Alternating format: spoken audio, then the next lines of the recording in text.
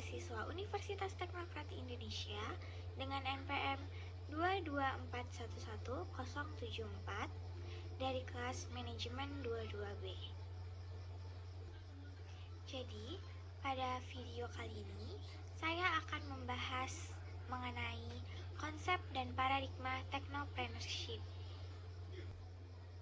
Oke, yang pertama mungkin banyak dari kalian belum mengetahui apa sih itu kewirausahaan. Jadi pada langkah pertama ini kita akan membahas dulu apa sih kewirausahaan itu. Jadi, kewirausahaan atau yang dikenal juga dengan entrepreneurship merupakan suatu disiplin ilmu yang mempelajari tentang nilai, kemampuan atau ability, dan perilaku seseorang dalam menghadapi tantangan hidup dan cara memperoleh peluang dengan berbagai resiko yang mungkin dihadapinya. Pengertian yang barusan itu dikemukakan oleh Suryana pada tahun 2013.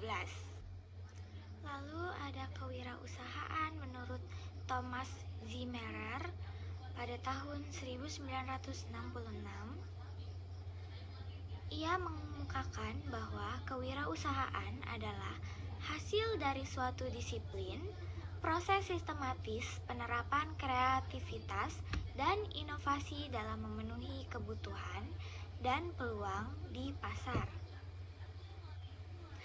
Lalu ini yang berikutnya ada objek studi kewirausahaan.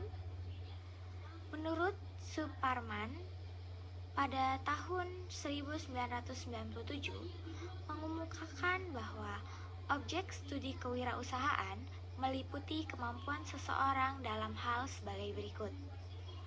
Yang pertama ada kemampuan merumuskan tujuan hidup atau usaha. Lalu yang kedua ada kemampuan memotivasi diri. Yang ketiga ada kemampuan berinisiatif. Lalu yang berikutnya, yang keempat, ada kemampuan berinovasi. Yang kelima, kemampuan membentuk modal. Yang keenam, kemampuan mengatur waktu dan membiasakan diri. Yang ketujuh, kemampuan mental yang dilandasi agama. Yang kedelapan, kemampuan membiasakan diri dalam mengambil hikmah dari pengalaman yang baik atau menyakitkan. Lalu yang berikutnya ada perkembangan disiplin ilmu kewirausahaan. Pada awal abad ke-18, para pedagang yang membeli barang di daerah kemudian dijual dengan harga tidak pasti. Lalu pada tahun 1912,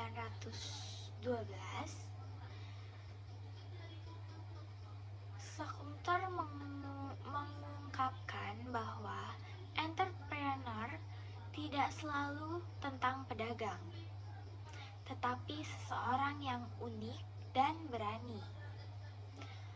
Lalu menurut Peter V. Drucker pada tahun 1944 mengemukakan bahwa wirausaha adalah menciptakan sesuatu yang baru dan berbeda.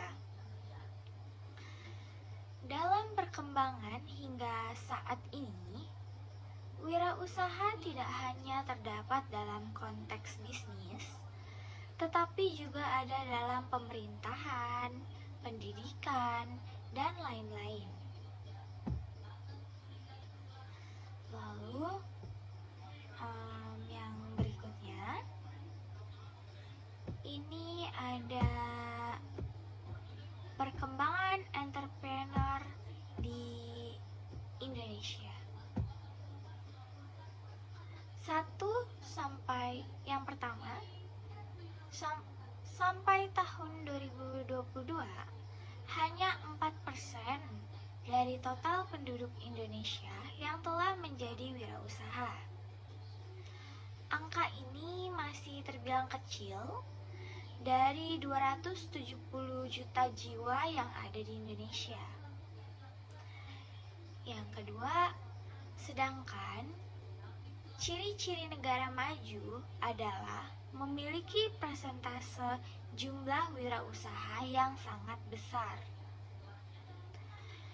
Entrepreneur muda Indonesia yang sudah dikenal di Indonesia ataupun secara internasional ada Nadiem Makarim, itu dia pemilik Gojek. Lalu ada William Tanuwijaya, itu dia ada Tokopedia. Lalu ada Mas Belvasya, itu yang sering kita sebut Kabelva ya, itu dia ada Ruang Guru. Lalu ada James Pranoto sebagai Kopi Kenangan, dan banyak sebagainya. Itu tadi contohnya, beberapa contohnya. Lalu ini ada perkembangan wirausaha di Indonesia pada saat ini. Target Indonesia di tahun 2021 sampai 2024 mencapai 4%. Rata-rata negara maju itu kita bisa golongkan Jepang, USA, dan lain sebagainya, telah mencapai lebih dari 12%. Sedangkan di Indonesia baru 4%. Syarat negara disebut dengan negara maju adalah rasio wirausaha lebih besar atau 14% dari total jumlah penduduk. Lalu yang selanjutnya ada keuntungan menjadi entrepreneur.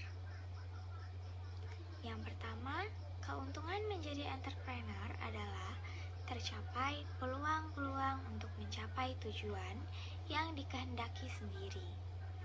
Yang kedua, terbuka peluang untuk mendemonstrasikan potensi seseorang secara penuh. Yang ketiga, terbuka peluang untuk memperoleh manfaat dan keuntungan secara maksimal. Lalu, keuntungan menjadi entrepreneur yang keempat adalah terbuka peluang untuk membantu masyarakat dengan usaha-usaha konkret.